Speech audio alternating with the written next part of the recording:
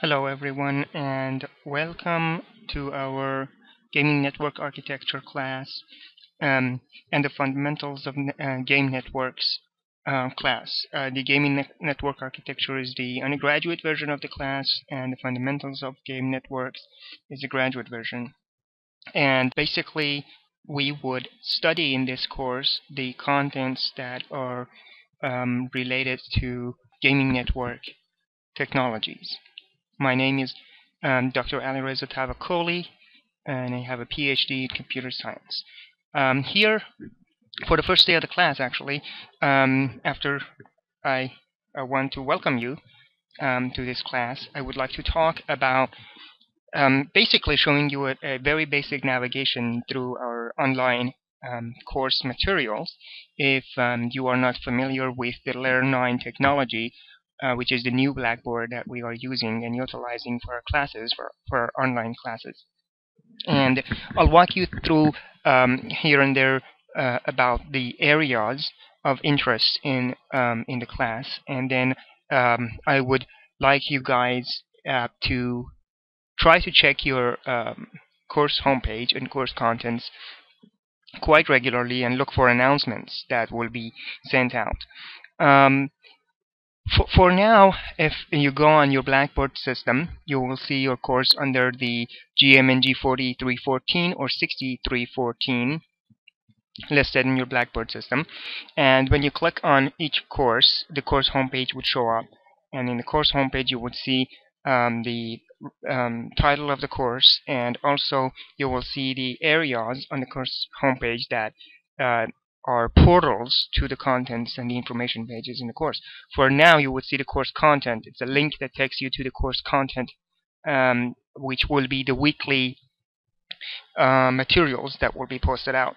So if you click on the course contents, either directly from the course homepage or from the left side menu bar, the course content is the third one, you will see the content of each unit to be placed. So for this first week, you will see the content under Unit 01, Introduction to the Class. And for this week, basically, we are interested in learning about each other's interests and background in computer science and gaming, as well as the applied arts and sciences. And each of the units will be essentially, ideally, require the amount of time that under the description you can see. For example, Unit 01 is going to be required for about, essentially, the ideal way to study this is from August 27th to September 3rd. And of course, this is not mandatory. You can view several contents of several units at the same time, or spread your learning over a pace that is comfortable with you. There are certain milestones, though, that you have to achieve, including the midterm, the projects, and the homeworks that are being sent out. And again, each of those will be placed within the unit that is more related to their release time and due dates.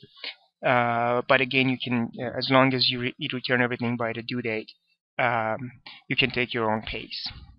To the left, you would see the course menus. Course homepage basically takes you to the very beginning of the page. Course syllabus and schedule would open up your syllabus for this class, and by clicking on the attached file, you will see the course syllabus. I'll show you that in a little bit.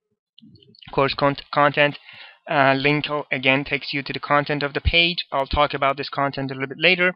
On the assignments section, when you click on it, you will be able to see the assignments that are being released, and each of those assignments will have a PDF file that contains the information about that assignment, basically including the questions, and the due date will be also released. You can also access your assignments from the content of the unit that assignment is delivered, and access that.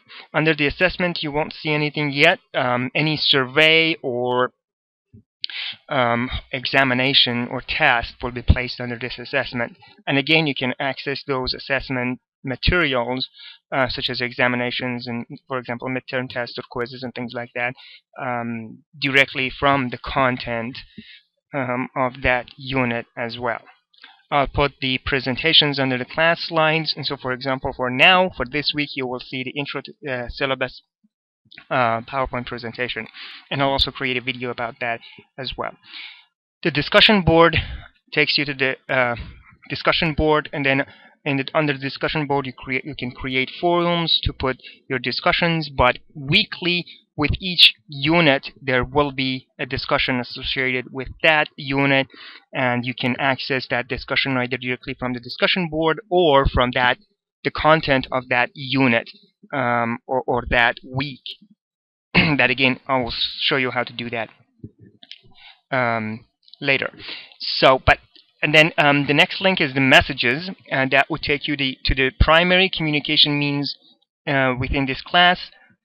You will, by clicking on messages, you will have the inbox and sent folders. It's basically like your mail. I would recommend you to use this this message system to send and receive emails about this course. It will keep your questions and your messages and your emails organized because they will be within the course, and also you can see them from your main Blackboard entry portal after you log in to see which classes have how many new messages in them and whatnot. You can click on create new messages or create message to send a message to a particular individual. So for example, if you click on create message, you can click on to CC and BCC, and when you click on to, you'll see all of the names of the students registered in the class. You can send emails to students or to instructors. To do that, you just click on the name of the individual, and then you click on the add icon in the middle here, and it selects the individual, and then you type in your subject and you type in your messages, and then you send the message. And to view your messages, you click on inbox, and then you can see all of the messages in the inbox. The announcement that will be released again will be placed under the announcements section here, and so you should be able to access those announcements. My grades again contain your grade information whenever a new assignment is out and your assignments have been graded. So that's pretty much the views that you will be able to see, and that's the main contents or the information contents about each class that is of particular importance. Probably the most link that you will be using is going to be the course content link.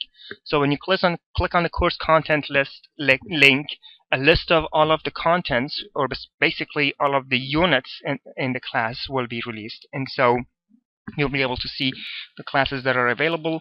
And when you click on each unit, it opens up the portal to that unit. Usually each unit will have an information file or an information page on top, and please read that information page because that includes the kinds of things that is expected from the students to do, the kinds of things that are included within that course unit, and the topics that will be discussed. For example, in this week we will discuss basically how the content of the class will be working, and we will present it, and then the kinds of things that are created for this unit, and also the kinds of things that you should be looking for. The kinds of things that I'm essentially including this week is basically the syllabus of the class.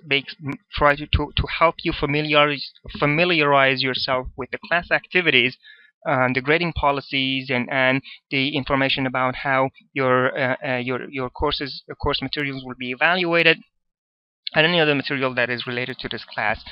I'll present that shortly. Of course, you're listening to this video, so you probably have found by this time what kind of contents and delivery methods we'll be using in this class.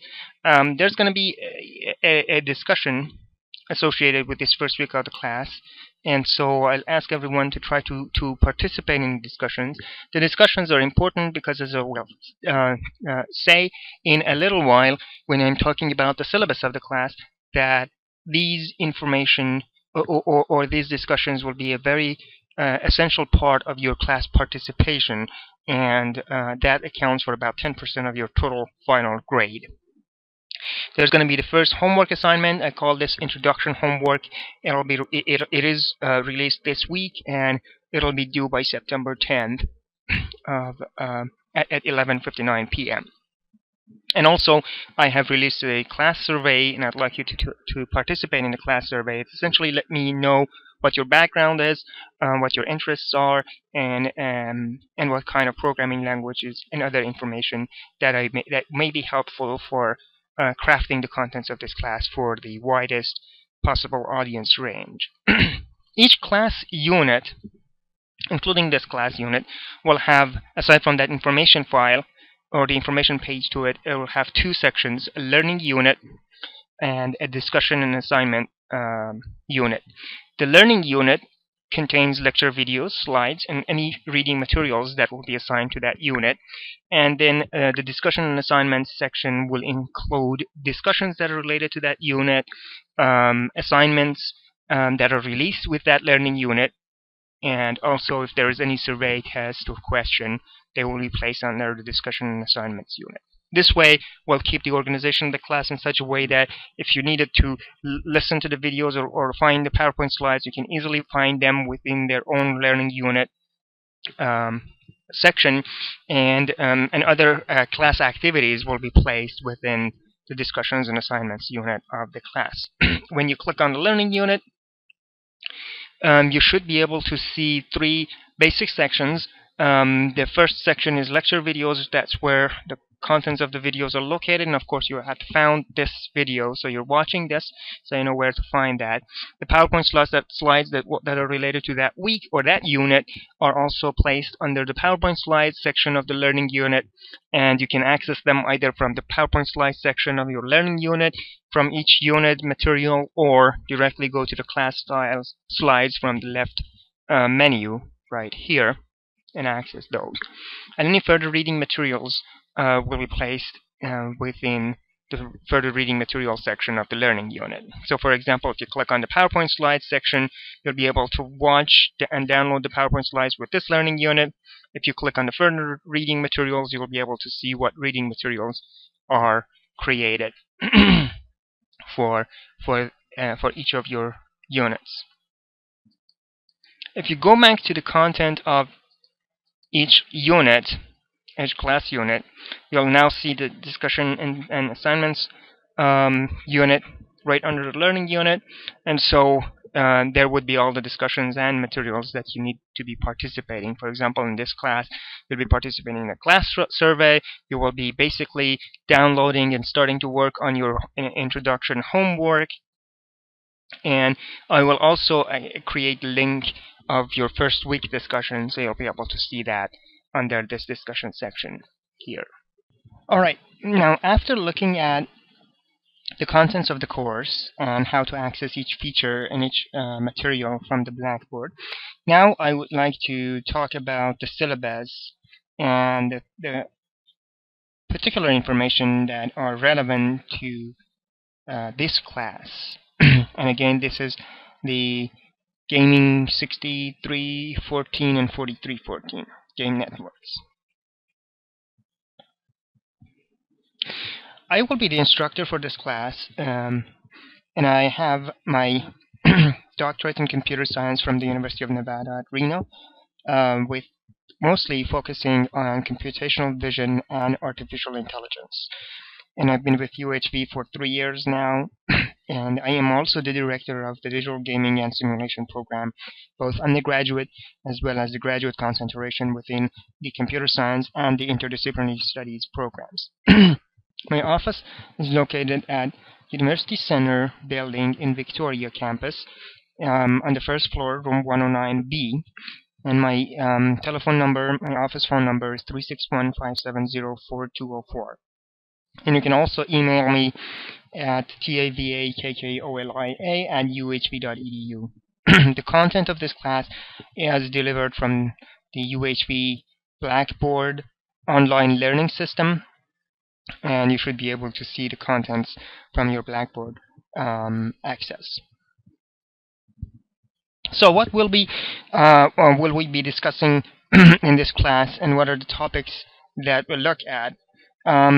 The class covers materials related to game network architecture and the fundamentals of what game networks are basically require, and as well as the tools and techniques that are used in network architectures, primarily for multiplayer games as well as virtual environments. We will be starting with an introduction to general networking. Networking is a very vast field within the computer science and computer engineering fields, and we will not cover any specific details of general networking. I will, however, spend a couple of weeks on discussions about what networks are, what are the protocols that are related and established for general purpose networking, and we'll look at some very basic issues and solutions that pertain to game networks, to general purpose networks. Then we move into the idea of game networks, and we'll talk about what is unique about these specialized kinds of networks, and look at special topics in that arena. We look at security, and that is related to network architectures for gaming, and also user authentication, basically users against the server.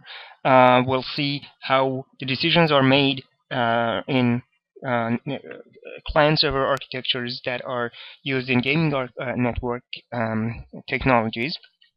We'll look at games that are to be real-time, as well as tile-based games, and we look at their specialized kinds of needs and technologies for each topic. And hopefully by the end of the semester we'll talk about virtual worlds, and also the classwork material that we have will have a complete virtual world created, and you can create that on server-side programs and client-side programs, and work on either side of the architecture.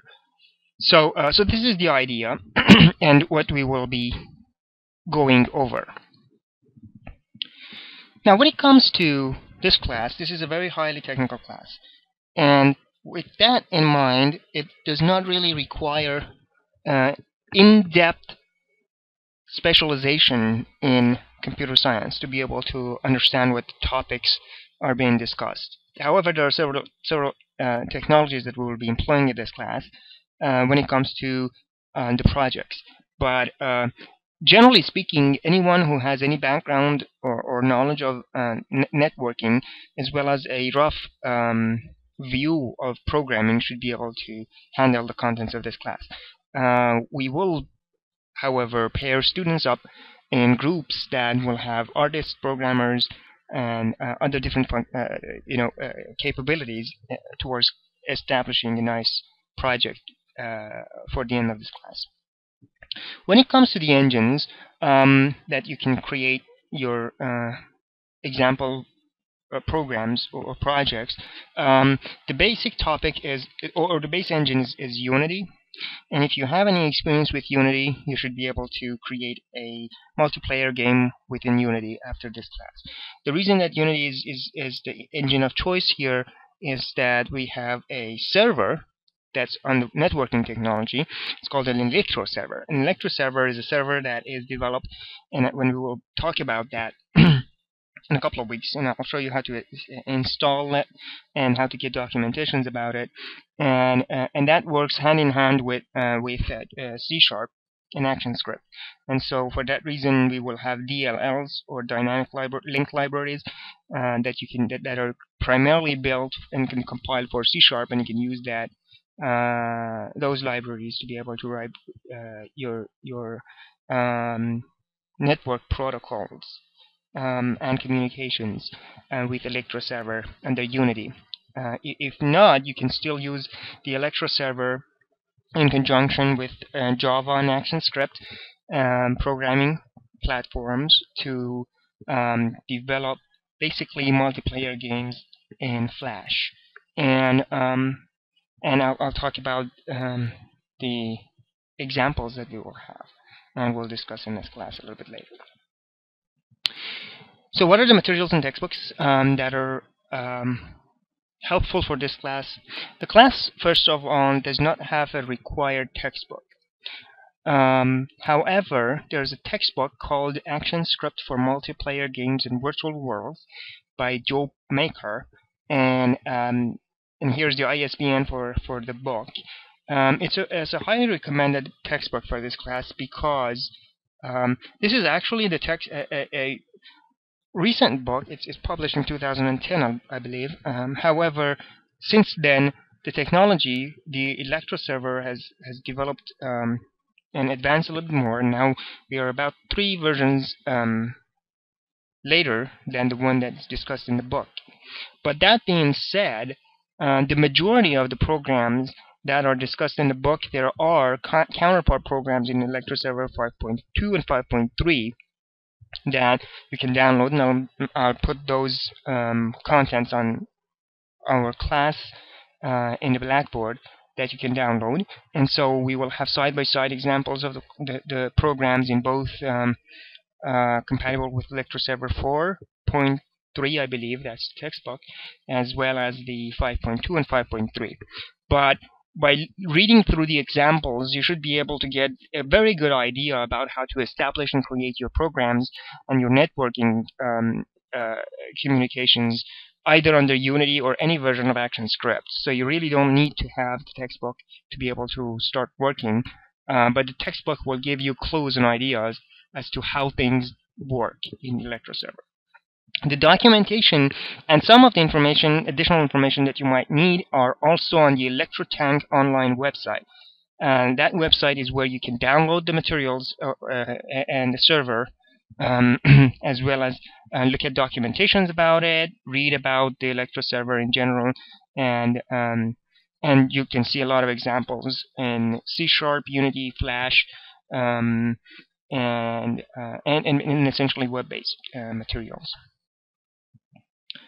Again, as I said, your IDEs will be either Unity or Adobe Flash Development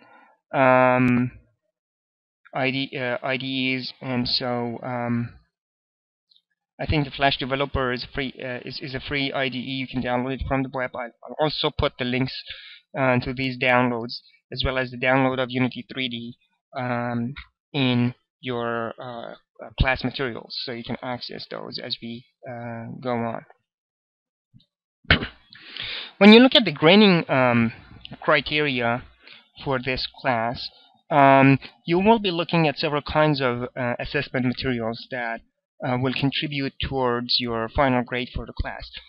You will be given 3 to 4 homework assignments, and the first of which will be actually released this week as a part of the contents for Unit 1, the introduction unit. And they carry in total 20% of the final grade. There will be 2 projects that will carry about 20% in total of your final grade. And there'll be the midterm examinations carrying 25% of the grade, and a final project which will be a multiplayer environment that you will set up, and that will be 30% of the class, the final grade. Notice that this final project is going to be a group project, so you should not worry about if you're not really a big programmer, or if you're not really an artist. We will be grouping students together to hopefully get this group work experience, along with learning about network architectures in this class.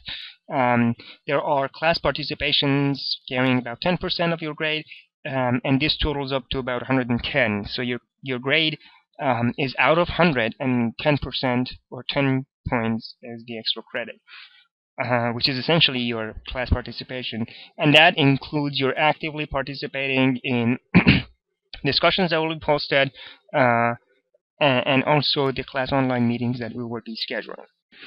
The grading policy is basically different from graduates and for graduates and undergraduates.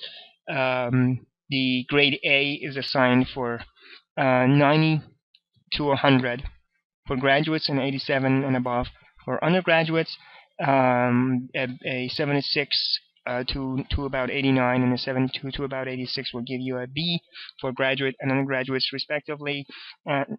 Letters C, D, and F are essentially can be calculated from this table. I need everyone to submit their assessment materials in including homework assignments and projects, on time. However, there's a late submission policy that decreases your grade, or actually penalizes your grade by the number of days that your assignment is submitted late. And the modifier can be calculated from this table.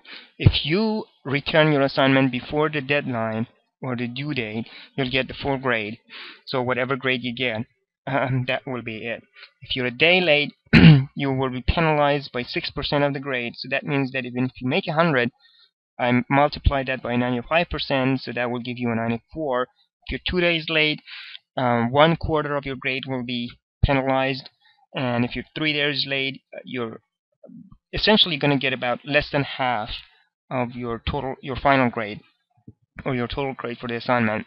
And more than 4 days late, the assignment will not be graded. However, if there is a very special circumstance under which you had to be late for this assignment, please let me know with documentation, and I will grade your assignments and consider them as not being late. And those extreme circumstances include any medical circumstance, and any family emergency, or any kinds of emergency that arise that is out of your hand, that you do not have any control over it. But other circumstances, such as you just missed the deadline, or you had to submit another assignment for another class, those will not be considered special cases for which I will be able to forgive the penalty for being late. Here's the tentative schedule of this class. This week, which is the first week of the class, is also the so-called syllabus week. Well, basically, I talked about the introduction about this class. I went over the syllabus right now, and the assignment is an introduction assignment that is released, essentially seeking for your understanding of networks and gaming networks, as well as some of the particular areas within, especially the gaming community, that you had experience with multiplayer games in virtual world. We will spend a couple of weeks on learning about networking technologies for multimedia application, and gaming is a multimedia application, so we'll talk about that. Then we talk about web-based game landscape and the games that are played over the web. And I'll also release your second homework by then. Then we'll talk about user connectivity and security, and we'll release the first project by then. Then we talk about how to set up chat rooms, how these are particular areas that are unique to gaming technologies, and that any kind of multiplayer game or virtual world, one way or another, deals with identifying users and creating special areas for users that are called essentially chat rooms. Then we'll talk about how multiplayer environments essentially look and work with the gaming architecture to basically create a real-time movement connectivity for the user's experience. Then we talk about tile-based as well as real-time online gameplay. We further discover and discuss the tile-based games and cooperative gameplay. Then we end up our class with a virtual world, and hopefully we'll establish by the end of this class a virtual world example. It could be based off of the massive world that we have as a part of the source codes for this class, and we specialize that, or we can also create a virtual world in a game engine, like for example Unity. And then we'll have the finals week, which you will work on your final project, and by that last week of the class, you'll have your final projects released, and we'll essentially look at those and see how you created your multiplayer game world as a result of this class.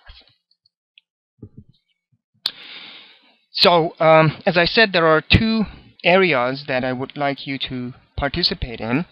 The first one is the time for you to go on and go to the class on the Blackboard, find the class survey that is available under the course content, Unit 1, discussion and assessments, and then click on the link that refers to this survey and go on and take the survey. It basically asks for some input about your background and what technologies you're familiar with, as well as some basic information that will help me as the instructor of the class to create and craft this class more to the